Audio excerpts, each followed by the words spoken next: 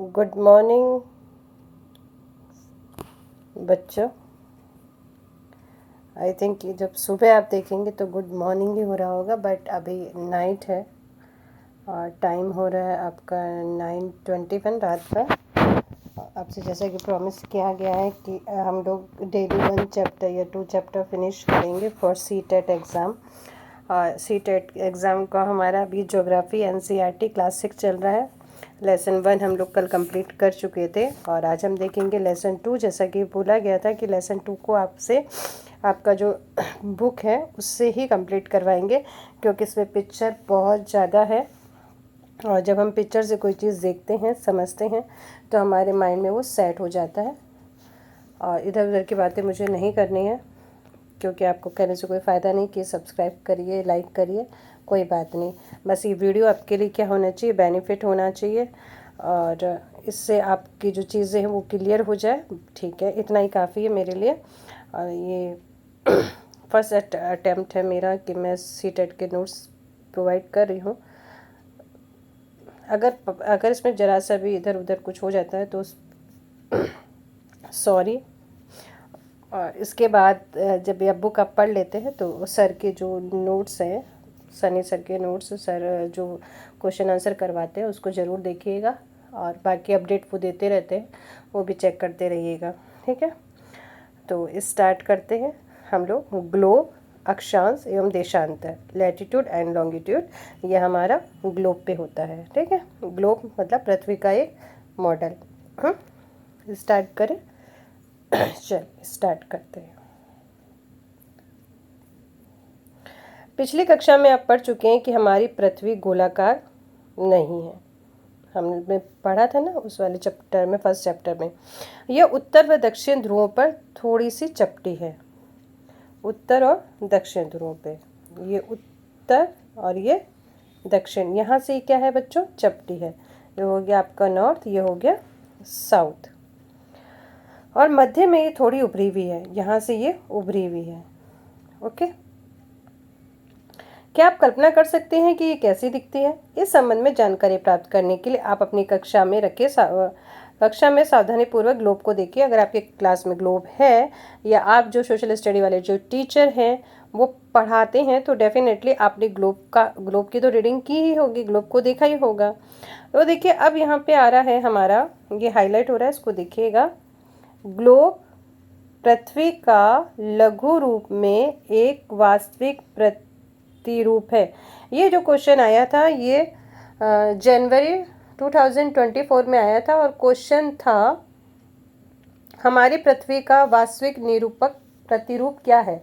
इसके ऑप्शन थे मानचित्र, उपग्रह से प्राप्त चित्र, रग्बी गेंद और ग्लोब। तो इसका आंसर क्या था, ग्लोब। तो ये देखिए एक क्वेश्चन यहाँ मिल गया हमको। ग्लोब पृथ्वी का लघु रूप में एक वास्तविक प्रतिरूप है। ठीक है, तो ये आएगा आपका। ग्लोब विभिन्न आकार व प्रकार के हो सकते हैं। बड़े ग्लोब जो आसानी से एक स्थान से दूसरे स्थान पर नहीं ले जा सकते। ठीक, पॉकेट में रखने योग्य छोटे ग्लोब तथा गुब्बारे जैसे ग्लोब जिनमें हवा भरी जा सकती है, वह आसानी से एक दूसरे स्थान पर ले जा सकते हैं, क्योंकि हवा भर देंगे तो हम हो जाएंगे इधर उधर ले जा सकते हैं। ग्लोब स्थिर नहीं होते, उसे घुमाया जाता है। ये भी एक क्वेश्चन कहीं पे आया था। ग्लोब की क्वालिटी है ना, तो देखिए क्या लिखा है, ग्लोब स्थिर नहीं होते, याद रखिएगा, ग्लोब स्थिर नहीं होते, उसे उसी प्रकार घुमाया जा सकता है जैसे कुमार का पहिया या लट्टू घूमता है। स्थिर मतलब एक जगह। अब ये देखिए नीचे ही आपका ये जो आप देख रहे हैं, इसी से क्या होता है, जब आप घुमाएंगे तो ये घूम जाएगा ना, एक जगह तो नहीं रहेगा ना ये, तो इसलिए कहते हैं ये स्थिर नहीं हो सकता, नहीं रहता है, ये घूमता है। ये जैसे कुमार का पहिया लट्टू घूमता है तो वैसे ही घूमता है। एक ये क्वालिटी हो गई इसकी। एक क्या हो गई, ग्लोब पर देशों, महाद्वीपों तथा महासागरों को उनके सही आकार में दिखाया जाता है। ये भी एक क्वेश्चन आया था इसमें ऑप्शंस पूछे गए थे कि निम्नलिखित में से जो ग्लोब है उसकी विशेषताएं क्या क्या है ना। तो ये आपका है, एक तो वो स्थिर नहीं होते, दूसरा ग्लोब पर देशों और महाद्वीपों और महासागरों का सही से आकार दिखाया जाता है, और भी एक चीज़ था उसको भी आप देखेंगे और एक नहीं था। तो क्या था ये क्वेश्चन भी ध्यान से पढ़ेंगे आप लोग। पृथ्वी के समान किसी गोले पर बिंदु की स्थिति का वर्णन करना कठिन है। प्रश्न ये उठता है कि इस पर किसी स्थान की स्थिति कैसे बताई जा सकती है। इसके लिए हमें कुछ बिंदुओं और एवं रेखाओं के संदर्भ की आवश्यकता होती है। ठीक है, आप देखेंगे कि सुई ग्लोब में झुकी हुई है, कि एक सुई ग्लोब में झुकी हुई है अथवा स्थिति होती है जिसे अक्ष कहते हैं। अब अक्ष किसे कहते हैं, देखिए इसलिए कहा था ना कि ये जरूरी है। ये देखिए ये जो एरिया है ये, इसको हम क्या कहेंगे, अक्ष कहेंगे।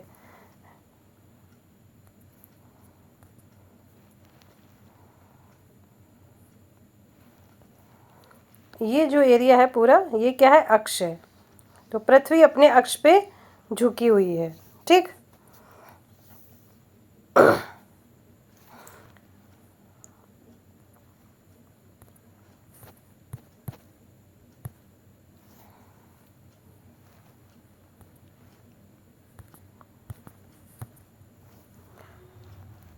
ग्लोब में झुकी हुई अवस्था की स्थिति होती है जिसे अक्ष कहा जाता है। ग्लोब पर वे दो बिंदुएं जिनसे होकर सुई गुजरती है उत्तर और दक्षिण ध्रुव हैं, जैसे हमने देख लिया था, नॉर्थ और साउथ था।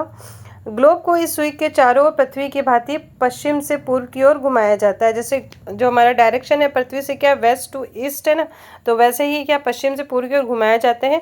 पर याद रखें इन दोनों में अंतर है। पृथ्वी पर वास्तव में ऐसी कोई सुई नहीं होती, क्योंकि पृथ्वी है, ये तो हम लोगों को मॉडल दिखाया गया है। ये सारी की सारी चीज़ें कैसी हैं, काल्पनिक रेखाएं हैं। कौन सी रेखाएं, काल्पनिक रेखाएं, इमेजिनरी लाइन है सारी की सारी। ये अन्य काल्पनिक रेखा भी ग्लोब को दो बराबर भागों में बांटती हैं। आप देखिए यहाँ भी हम लोग क्लियर करेंगे ना तो इजी हो जाएगा। जिसे विषुवत रेखा कहते हैं, इसको इक्वेटर भी कहा जाता है। इंग्लिश में क्या बोलेंगे, इक्वेटर। तो ये क्या करती हैं, हमारे जो ग्लोब है उसको 2 हाफ्स में डिवाइड करती है, नॉर्थ और साउथ। ठीक है, नॉर्थ हेमिस्फीयर और साउथ हेमिस्फीयर, जिसको आप क्या बोलेंगे, उत्तरी गोलार्ध और दक्षिणी गोलार्ध। ठीक है, जो ऊपर होगा उत्तर की ओर ये उत्तरी गोलार्ध, और जो नीचे की होगा वो दक्षिणी गोलार्ध, साउथ हेमिस्फीयर। और ये है विषुवत रेखा जो बीच में क्या कर रही है, इसको काट रही है। ठीक है, यानी कि हमारी जो अर्थ है उसको क्या कर रही है, ये हमारी जैसे मान लेते हैं अर्थ है, इसको 2 पार्ट में डिवाइड करिए बराबर 0 डिग्री, है ना, 0 डिग्री लेटीट्यूड है जिसको हम विषुवत रेखा कहते हैं। तो ये भी एक क्वेश्चन आया था। ठीक है, कब आया था ये तो नहीं पता, बट ये आया था क्वेश्चन। चलिए आगे देखते हैं। ये दोनों बराबर के आधे भाग होते हैं। इस प्रकार विषुवत वृत्त पृथ्वी की एक काल्पनिक वृत्त बनाती है ना। ऐसे रियल में पृथ्वी पे कोई ऐसी लाइन ड्रॉ नहीं है, बस ये आपको समझाने के लिए, हम लोगों को समझाने के लिए ये बताया गया है ताकि हम चीज़ों को इजी वे में समझ सकें। ये पृथ्वी और विभिन्न स्थानों की स्थिति को बताने का सबसे महत्वपूर्ण संदर्भ बिंदु है। अब देखिए यहाँ पे क्या कह रहा है, यह पृथ्वी पर विभिन्न स्थानों की स्थिति बताने का सबसे महत्वपूर्ण संदर्भ बिंदु है। ओके, विषुवत वृत्त से ध्रुवों की स्थिति सभी समांतर वृत्तों को अक्षांश रेखाएं कहते हैं। अक्षांशों को अंश में मापा जाता है। फिर से देखिए, विषुवत वृत्त से ध्रुवों तक स्थित सभी समांतर वृत्तों को अक्षांश या समांतर रेखाएं जो कहा जाता है। अक्षांश को अंश में नापा जाता है। ये जो आप लाइनें देख रहे हैं, ये जो लाइनें हैं, इसको क्या बोला जाता है, अक्षांश बोला जाता है। और ये क्या होती हैं, समांतर रेखाएं होती हैं। विषुवत वृत्त 0 अंश अक्षांश को दर्शाती है। ये हमारा हमने जो बताया था आपको, ये विषुवत रेखा 0 डिग्री है ना, ये 0 डिग्री को क्या करती है, शो करती है। चूँकि विषुवत वृत्त से दोनों तरफ ध्रुवों के बीच की दूरी पृथ्वी के चारों ओर वृत्त का 1/4, ये भी एक क्वेश्चन आया था, इसको भी आप देख लें। देखिए यहाँ से देखेंगे, विषुवत वृत्त से दोनों तरफ ध्रुवों के बीच की पृथ्वी के चारों ओर वृत्त का 1/4, अतः इसका माप होगा 360 अंश का। है ना, 1/4 यानी कि 90 डिग्री अंश। इस प्रकार 90 डिग्री अंश उत्तरी अक्षांश ध्रुव को दर्शाता है और 90 डिग्री अंश दक्षिणी ध्रुव को। इसको भी आप अच्छे से चेक कर लें, ठीक है। इसमें से भी एक क्वेश्चन बना था। अब चलेंगे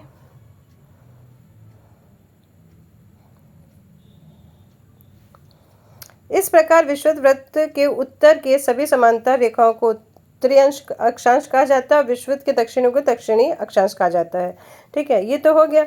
इसलिए प्रत्येक अक्षांश के मान के साथ उसकी दिशा यानी उत्तर या दक्षिण भी लिखा जाता है।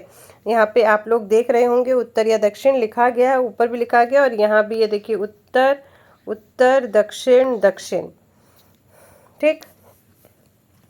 सामान्यतः से उत्तर दक्षिण लिखा जाता है। उदाहरण के लिए महाराष्ट्र में चंद्रपुर और ब्राज़ील दक्षिण अमेरिका में बेलो होरिज़ोन्टे दोनों एक ही अक्षांश यानी 20 डिग्री पर स्थित है, लेकिन चंद्रपुर में विषुवत रेखा 20 डिग्री अंश उत्तर में और बेलो में कहाँ पे 20 डिग्री अंश दक्षिण में, ठीक है। अंश 20 है लेकिन डायरेक्शन का डिफरेंस है, इसको देख लें क्योंकि हो सकता है ये तो क्वेश्चन आया नहीं बट आ भी सकता है।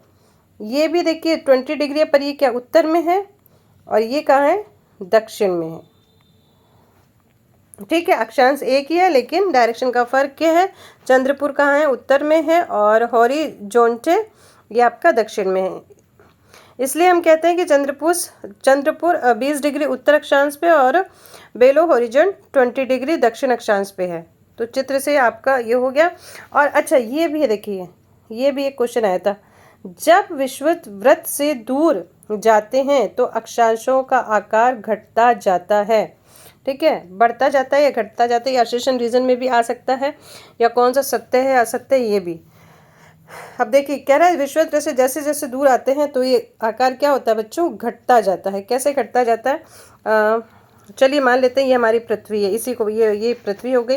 अब ये देखिए ये अक्षांश, ये पहले तो विषुवत रेखा हो गया, ठीक है। ये अक्षांश ये क्या होते जा रहे हैं, ऊपर से क्या हो रहा है, अच्छा मान लेते हैं यहाँ से बढ़ रहा है, इधर से बढ़ रहा है, फिर ये नीचे ऊपर होते होते क्या होता है घट रहा है ना, इसका आकार क्या हो रहा है कम होता जा रहा है ना। ऐसे नीचे आते आते क्या हो रहा है, ध्रुवों के आते आते इनका आकार कम होता जाता है। तो इसको भी आप चेक कर लेंगे, ध्यान में रखिएगा बच्चों को, क्योंकि इस चैप्टर से बहुत क्वेश्चन बन रहे हैं, ठीक है। अब है महत्वपूर्ण अक्षांश समांतर रेखाएं, इसको भी देखेंगे, इससे भी क्वेश्चन बना था।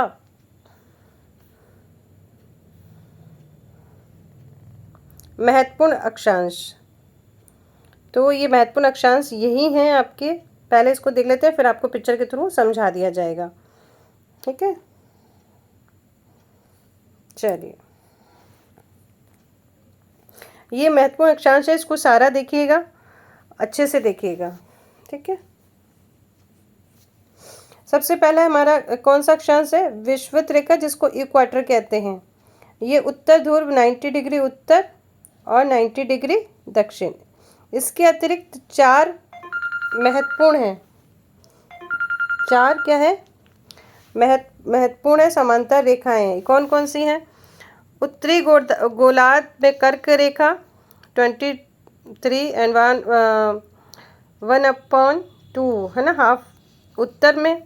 फिर दक्षिणी गोलार्ध मकर रेखा, फिर विषुवत रेखा उत्तर में ध्रुव की तरफ और ये इधर दक्षिण में ध्रुव की तरफ, ठीक है। अब आ जाइए पिक्चर की तरफ, पिक्चर को देख लीजिए, ठीक है। अब पिक्चर में आप देखिए एकदम क्लियर दिखाई दे रहा है, थोड़ा सा बिग कर लेते हैं और देख लेते हैं।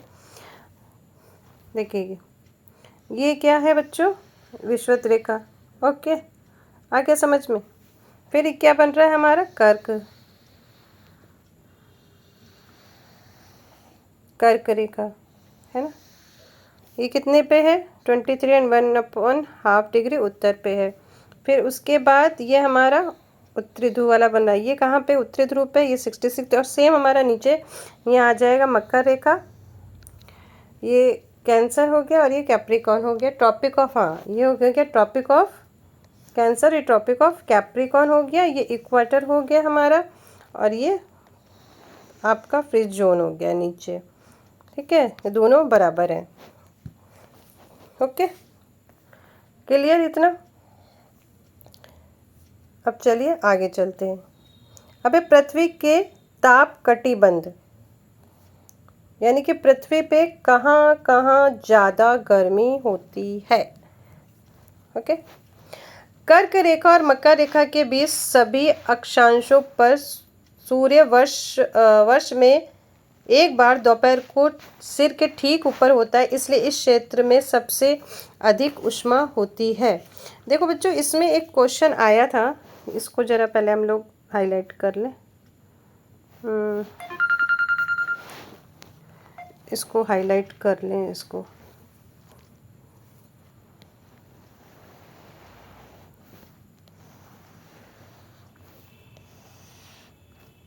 ठीक है, देखिए इसमें क्वेश्चन आया था, पृथ्वी पर उष्ण कटिबंध क्षेत्र सबसे अधिक ऊष्मा प्राप्त करते हैं क्योंकि क्योंकि उष्ण कटिबंध कहाँ है, उष्ण मतलब गर्म वाला, शीत मतलब ठंडा। ठीक है, तो उष्ण कटिबंध क्षेत्र सबसे अधिक ऊष्मा प्राप्त करते हैं क्योंकि इसका ऑप्शन था दोपहर का सूर्य ठीक सिर के ऊपर रहता है।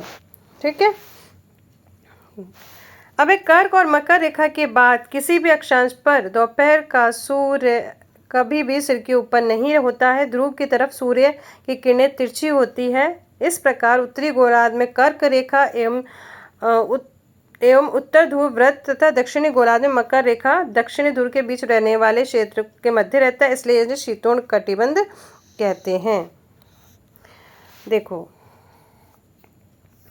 ये हमारा पृथ्वी है ना, ये पृथ्वी आ गई। यहाँ सूर्य मान लेते हैं हम, मानना ये अभी छोटा ही बन रहा है यहाँ पे, आप देखना।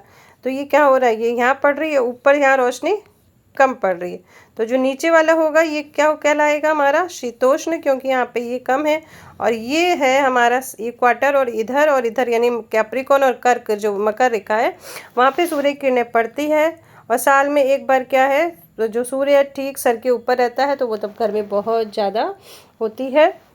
और ये यहाँ पे गर्म एरिया और यहाँ पे ठंडा है, ये शीतोष्ण वाले हैं। ठीक, चलिए अब चलते हैं आगे वापस।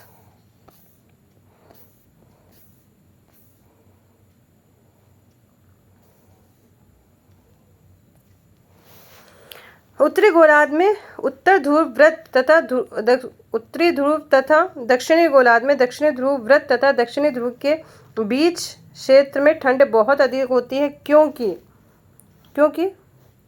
यहाँ सूर्य क्षितिज से ज़्यादा ऊपर नहीं आ पाता, इसलिए शीत कटिबंध कहलाते हैं।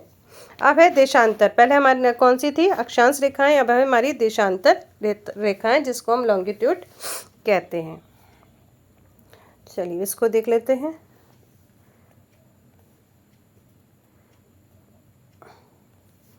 देशांतर क्या है, किसी स्थान की स्थिति को बताने के लिए उस स्थान के अक्षांश के अतिरिक्त कुछ और जानकारी की आवश्यकता है। आप देख सकते हैं कि प्रशांत महासागर में स्थित टेंगा द्वीप तथा हिंद महासागर में स्थित मॉरिशस द्वीप एक ही अक्षांश यानी कि 20 डिग्री दक्षिण में स्थित है। उनकी सही स्थिति का जानने पता करने के लिए उत्तर ध्रुव और दक्षिण ध्रुव को जोड़ने वाले संदर्भ रेखा से पूर्व या पश्चिम की ओर इन स्थितियों की दूरी कितना है, इन संदर्भ रेखाओं को देशांतरीय यामोत्तर रेखाएं कहते हैं। ओके, तथा उनके बीच की दूरी को देशांतर के अंशों में मापा जाता है। प्रत्येक अंश को मिनट में और मिनट को सेकंड में विभाजित किया जाता है। ये अर्धवृत्त हैं। उनके बीच की दूरी ध्रुवों की तरफ बढ़ने से घटती जाती है और ध्रुवों पर शून्य हो जाती हैं, जहाँ सभी देशांतर रेखाएं आपस में मिलती हैं। अक्षांश रेखा में क्या था, जब ध्रुवों की ओर जा रही थी तो घट रही थी, और इसमें क्या है, उनके बीच की दूरी ध्रुवों तक बढ़ने से घटती जाती है, ध्रुवों पे शून्य हो जाती है। ये देखिए यहाँ पे ये आपका ये देखा, अब ये ऐसे जा रही है ना,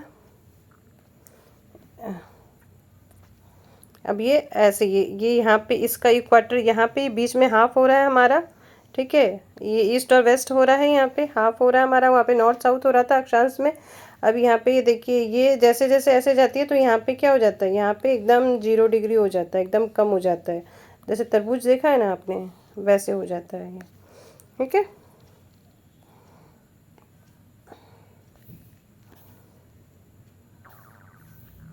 चलिए। प्रत्येक अंश को मिनट में और मिनट को सेकंड में, ये हो गया। अक्षांश समांतर रेखाओं से विभिन्न सभी देशांतरीय यामोत्तर की लंबाई समान होती है, इसलिए इन्हें सिर्फ मुख्य संख्याओं में व्यक्त करना कठिन था। तब सभी देशों ने निश्चय किया कि ग्रीनविच, क्या ग्रीनविच,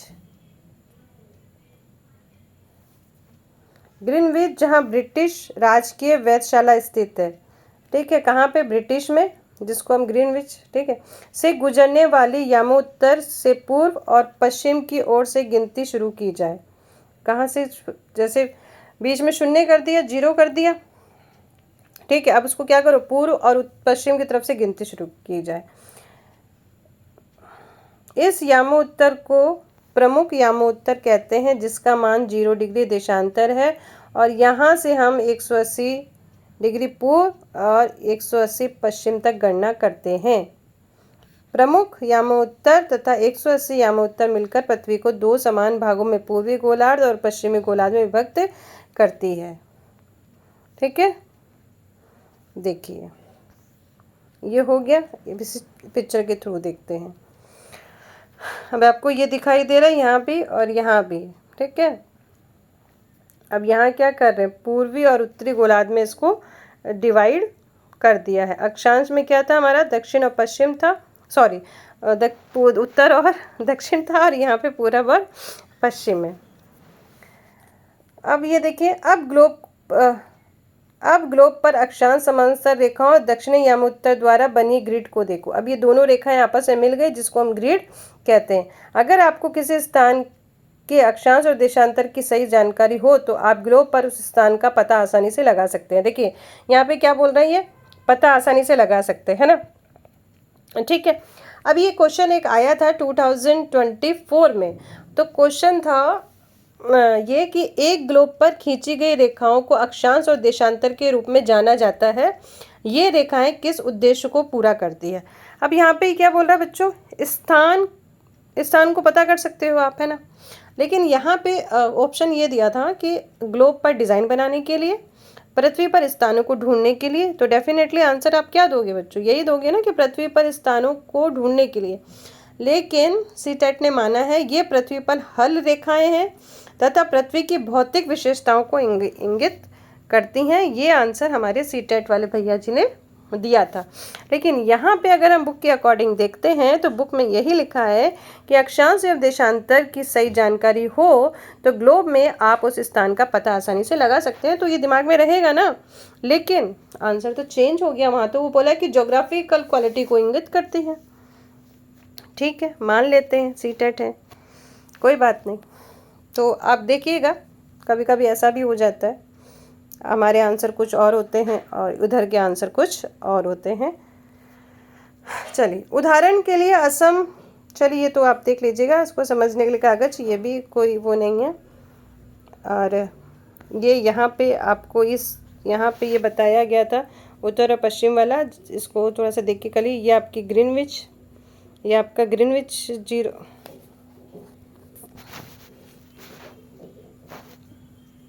नहीं हो रहा है, इसको देख लेंगे आप, ठीक है। उसके बाद देशांतर और समय, देशांतर और समय में आई थिंक मुझे लग रहा है एक क्वेश्चन आता है जिसको हमें जोड़ भाग के गुणा भाग करके ही करना है।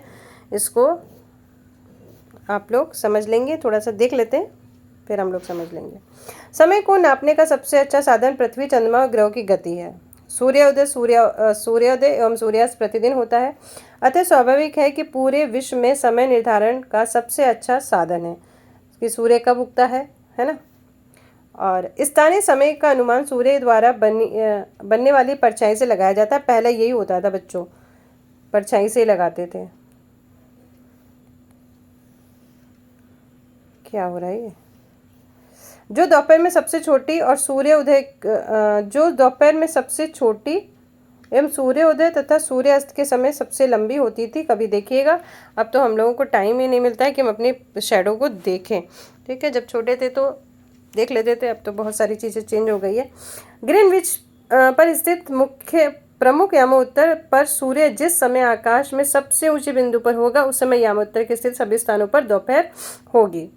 चूंकि पृथ्वी पश्चिम से पूर्व की ओर चक्कर लगाती है, अतः वह स्थान जो ग्रीनविच के पूर्व में होंगे उनका समय ग्रीनविच समय से आगे होगा, और जो पश्चिम में होंगे उनका जो गणना होगा वो पीछे होगी। समय के अंतर की गणना निम्नलिखित विधि से की जाती है।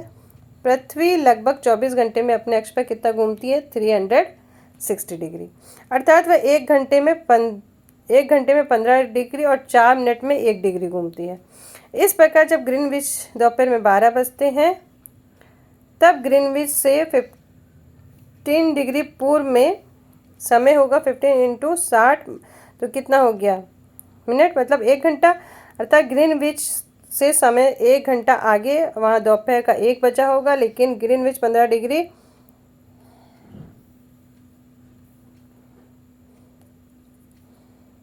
पीछे होगा, यानी वहाँ सुबह के 11 बजे होंगे। इस प्रकार जब हम ग्रीनविच पर दोपहर के 12 बजे होंगे तो उस समय 180 डिग्री मध्य रात्रि होगी। इसको आप जोड़ बाकी गुणा भाग करते रहेंगे तभी आपको समझ में आएगा। ठीक है, करते रहिएगा।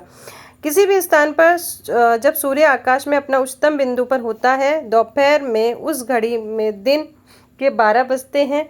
इस प्रकार घड़ी के द्वारा दिखाया गया समय उस स्थान पर स्थानीय मान होगा। आप देख सकते हैं कि एक देशांतरी यामोत्तर पर सभी स्थानों का स्थानीय मान समान है। हम मानक समय क्यों मानते हैं? क्योंकि अलग अलग जगह पे है ना, कंट्री जो है अलग अलग जगह पे है, तो अलग अलग जगह का अलग अलग मान है। ठीक है, अलग अलग यामोत्तर पर स्थिति स्थानों के स्थानीय समय में अंतर। अभी तक तो यहाँ से कोई क्वेश्चन आया नहीं है, बट हो सकता है कि आ जाए, तो देख लेते हैं। उदाहरण के लिए बहुत से देशांतरों से गुजरने वाली रेलगाड़ियों के लिए समय सारणी तैयार करना कठिन होगा। भारत में गुजरात के द्वारका तथा असम में डिब्रूगढ़ के स्थानीय समय में लगभग 1 घंटा 45 मिनट का अंतर होगा। ठीक है, क्यों होगा कंडीशन आप ये देखिए। इसलिए आवश्यक है कि देश के मध्य भाग से होकर गुजरने वाले किसी यामोत्तर के स्थानीय समय को देश के मानक समय माना जाए। इस यामोत्तर रेखा स्थानीय समय को पूरे देश का मानक समय माना जाता है। भारत में 82 1.5 डिग्री पूर्व, ठीक है, यानी 82 डिग्री पूर्व ये मानक समय है हमारा। ये हमारा मानक समय इसको माना जाता है यहाँ से। ठीक, इस यामोत्तर के स्थानीय समय को पूरे देश का मानक समय माना जाता है, तो अब हमें से भारतीय मानक समय के नाम से जाना जाता है। अब कबीर भोपाल के निकट एक छोटे से नगर में रहता है। अपने मित्रालयों से कहता है कि आज वो रात्रि में नहीं सो पाएंगे। भारत और इंग्लैंड के बीच क्रिकेट मैच लंदन में 2 बजे हो रहा है, अर्थात भारत में ये मैच शाम को कितने बजे? 7:30 बजे। तो यहाँ से लंदन की और यहाँ के समय में कितना अंतर है बच्चों? 5.5 घंटे का। कितने का? 5.5 घंटे का।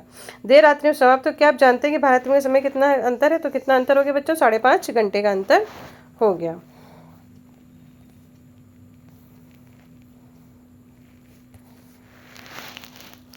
भारत ग्रीनविच के पूर्व 82 डिग्री 30 पूर्व में स्थित है। यहाँ का समय ग्रीनविच से 5.5 घंटे आगे। जब लंदन में दोपहर के 2 बजे होंगे तब भारत में शाम के 7:30 बजे होंगे, तो ये 5.5 घंटे का है। ओके, तो इसमें से 2 या 3 क्वेश्चन देखिए हमारे मिल चुके हैं। 3 क्वेश्चन थे इसमें, और कई 3 क्यों, ग्लोब वाला भी था और भी क्वेश्चंस थे, उसकी जो क्वालिटी थी वो भी थी। तो ये जो आपको हाईलाइट की गई इसको देख लीजिएगा अच्छे से। और अगर लेसन 3 में भी पिक्चर्स ज़्यादा होंगे तो हम लोग क्या करेंगे बच्चों? यस, बुक की PDF से ही करेंगे।